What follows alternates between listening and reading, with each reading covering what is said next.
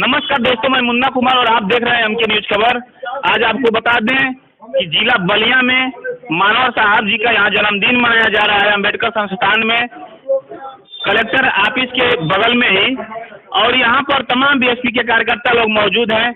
मैं उन लोगों से बारी बारी मानवर साहब के विचारों पर और उनके बारे में चर्चा करूँगा। यहाँ सबसे पहले परिचय दे दीजिए सर। मैं सत्य प्रकाश जायसवाल, पूर्व विधानसभा अध्यक्ष, पूर्व जिला पंचायत सदस्य बलिया जी।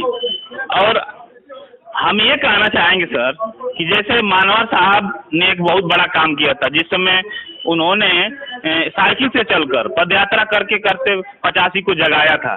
क्या इस समय कोई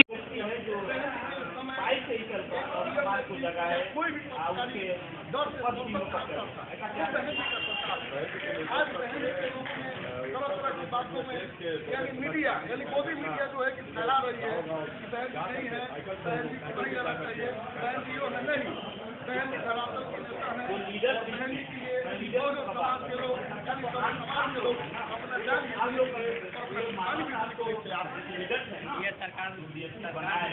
बहुत बड़ा लीडर थे। उन्होंने साइकिल से चलकर पूरे 85 को एकजुट करने का कार्य किया था।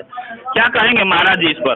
थोड़ा सा इसके बारे में। सबसे पहले मैं आपको बहुत बहुत धन्यवाद देते हुए बहन जी को भी मैं धन्यवाद दे रहा हूं कि जो बहुजन समाज पार्टी की राष्ट्रीय अध्यक्ष हैं, हम सब की नेता हैं, हम सब की भावी प्रधानमंत्री हैं। मैं बहन जी को बहुत बहुत धन्यवाद देना चाहता हूं। जो आप पूछे हैं कि मानवर साहब ने साइकिल चला करके समाज को जगाने का काम किया, क्या आज इस समय हो रहा है? अच्छा आपका क्वेश्चन था, आपका अच्छा सवाल था। देखिए, महापुरुष कोई एक पैदा होता है, महापुरुष सभी पैदा नहीं होते हैं, महापुरुष बिरले पैदा होते हैं।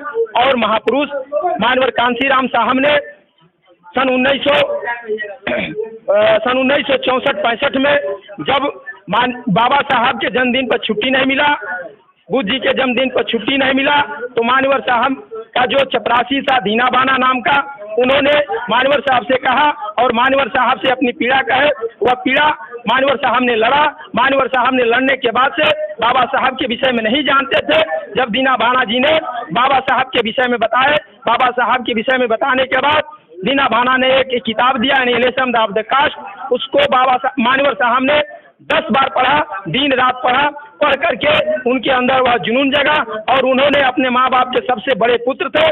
उनकी जन्म 1934 में हुआ था और सबसे बड़े पुत्र थे। सबके माँ बाप के अभिलाषा है कि हमारा बड़ा पुत्र कमाऊ होगा, कमाएगा तो हमारा दुख दूर होगा। लेकिन मानवर साहब के अंदर वह जिज्ञासा जगा। जब बाबा साहब के विषय में पढ़े, बाबा साहब की लिखी हुई किताब एनिहिलेशन ऑफ द कास्ट पढ़े।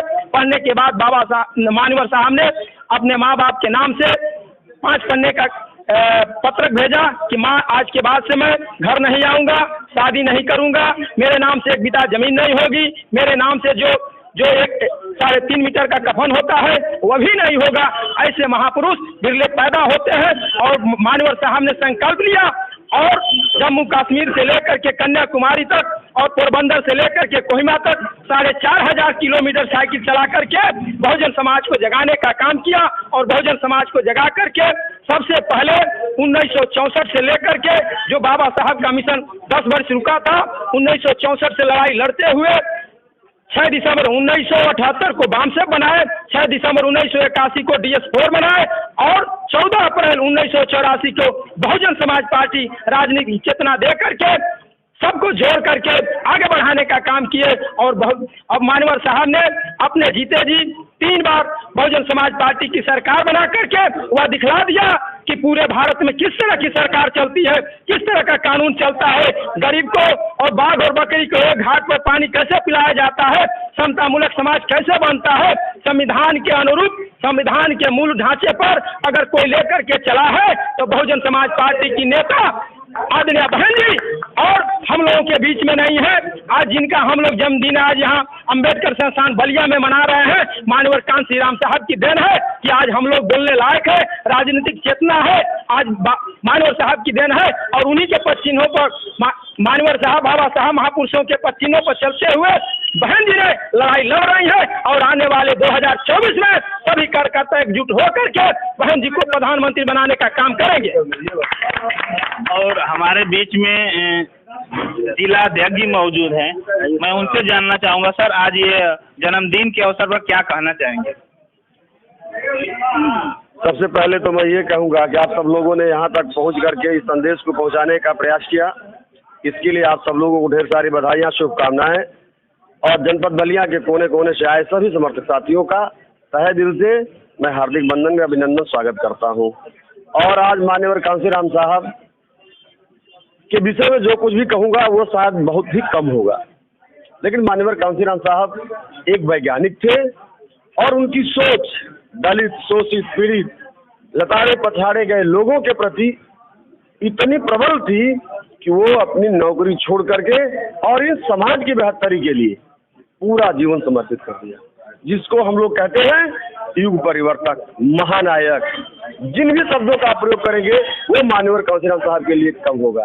आज उनके जयंती के अवसर पे हम सब लोगों ने उनके मिशन मूवमेंट, उनके कारवां को आगे बढ़ाने का संकल्प लिया है। और जो मिशन 2024 अभी जो कल आचार संहिता घोषित हो सकती है, तो मैं अपने कार्यकर्ता साथियों के बल पे ये कहना चाहता हूँ कि 2009 में हमारे यही सब कार्यकर्ता मान्यवर कांसीराम साहब के संदेश को लेकर के गांव-गांव गए और इस पूरे देश के अंदर 22 सीटें मेंबर ऑफ पार्लियामेंट की जीते थे। बाबा साहब का जो मिशन अधूरा था उसको हम सब लोग मिलकर के पूरा कर रहे हैं। तो मान्यवर कांसीराम साहब के निर्देशन में हम लोगों ने 2007 में 203 सीटें जीत करके इस उत्तर प्रदेश में पूर्ण बहुमत की सरकार बनाया है। और पुनः माननीय बहन जी का जो निर्देश हुआ है, जो बहुजन समाज पार्टी मान्यवर कांसीराम साहब की बहन जी शिष्या है, आज उनके निर्देश पे हम लोग इस पूरे हिंदुस्तान में अकेले अपने दम पर चुनाव लड़ने जा रहे हैं और भारी संख्या में हमारे सांसद जीतेंगे और हम बहुजन समाज पार्टी के लोग बहन जी को इस देश का पीएम बनाएंगे। तो आपने देखा यहाँ पर बलिया में मानवर साहब जी का जन्मदिन मनाया गया, तमाम लोग मौजूद रहे। बहुत बहुत धन्यवाद।